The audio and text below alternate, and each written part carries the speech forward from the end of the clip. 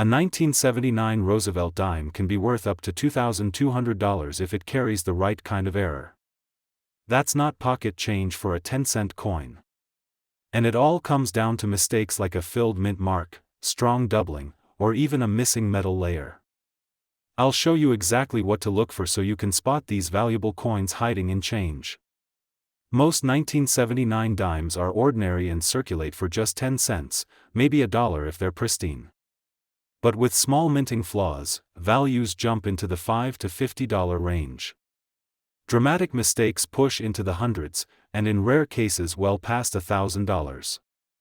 The single most valuable error tied to this year is the filled or repunched mint mark variety, which has sold for thousands in certified condition. And throughout this narration, you'll hear real numbers tied to actual sales so you'll know exactly what to expect. Let's start with the double die errors. When a die shifts during hubbing, the coin's design strikes with a doubled impression. On the 1979 dime, this usually shows on the date, the word Liberty, or the motto "In God We Trust." Look closely at the numbers 1979. If you see crisp shadows or a doubled outline, you're staring at a double die obverse. Coins with light doubling might bring $5 to $15, but stronger doubling can push up to $50. One example with both obverse and reverse doubling sold for $75. But this isn't the most valuable error yet. Another error you want to look for is the filled mint mark. Dimes from Denver show a small d, but when grease, debris, or die deterioration fills that letter, it becomes a blob with no definition. A normal mint mark has a clean hollow center, but a filled mint mark looks like a smudge. These coins routinely trade between $20 and $100, but sharper examples climb higher. A certified piece with a completely filled D has fetched close to $1,000. And in the most dramatic cases, collectors have paid $2,200 for this type. Wait until you see what missing metal errors can do. Planchet problems create another class of valuable coins. The dime's core is copper, clad in nickel. When that nickel layer fails to bond, you'll see raw copper showing through the surface. A partial missing clad layer can add $20 to $50 in value. A more dramatic half-missing clad error can command $100 to $200. Extreme full-side missing clad dimes have sold for several hundred, depending on grade. These are easy to overlook because the copper looks like simple discoloration, but in reality it's a valuable minting flaw. The next one is rare but extremely surprising. There are reports of 1979 dimes without a visible mint mark. Philadelphia coins normally show no mark, but some collectors have listed no mark Denver strikes or even unusual omissions as error pieces. While not as common as later no mint mark proofs, a verified missing mark on a business strike can bring hundreds. One example listed online reached 300. If an authenticated specimen surfaces, it could soar into the thousands. Now let's step back for a moment and understand why these mistakes matter. In 1979, dimes were produced at Philadelphia, Denver, and as proofs in San Francisco. The series had already transitioned to copper-nickel clad from silver back in 1965, so by 1979 every circulation coin was clad. San Francisco proofs are especially interesting because of the mint mark itself. That year, two types of S mint marks exist.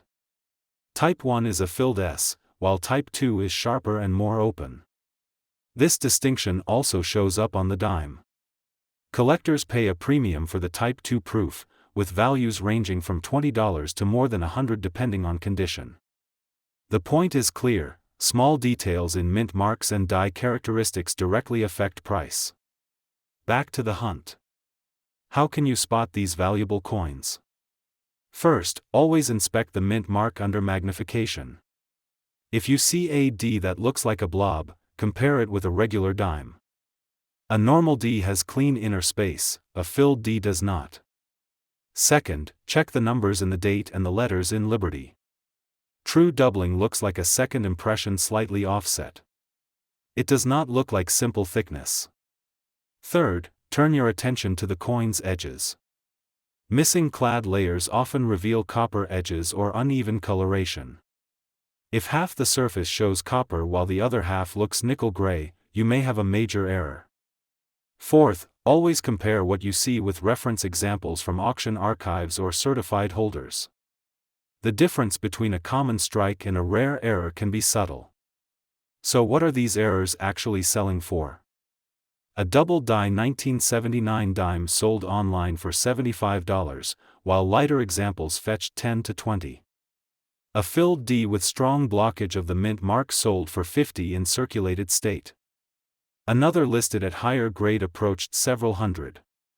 The reported no mint mark coin sold for $300, though authenticity should always be verified by a grading service. And in premium cases, gray sheet and certified sales have confirmed totals as high as $2,200 for rare filled mark specimens. That's a huge leap from face value. If you're looking to sell, auction houses, eBay, and coin shows all handle these coins. But remember, authentication is everything. Third-party grading from PCGS or NGC ensures that buyers trust what they see. Without certification, many collectors hesitate to pay top dollar. Conversely, if you're buying, be wary of damage that looks like an error. Smudges, scratches, and wear can mimic minting mistakes. Only coins with clear, mint-made flaws bring real premiums. Let's recap the 3 most valuable 1979 dime errors. First, the filled or repunched mint mark, with values from hundreds to over $2,000. Second, the double die obverse or reverse, which usually falls in the $10 to $50 range but can hit higher for dramatic strikes. Third, the missing mint mark or extreme omissions, which in certified cases can reach several hundred or more. These are the ones that turn a dime into a serious payday. So check your 1979 dimes carefully.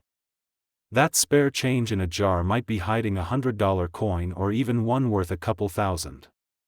Don't overlook the small details, because they're the difference between 10 cents and a fortune. And if you want to learn about a quarter that's worth up to $10,000, subscribe now so you don't miss the next episode.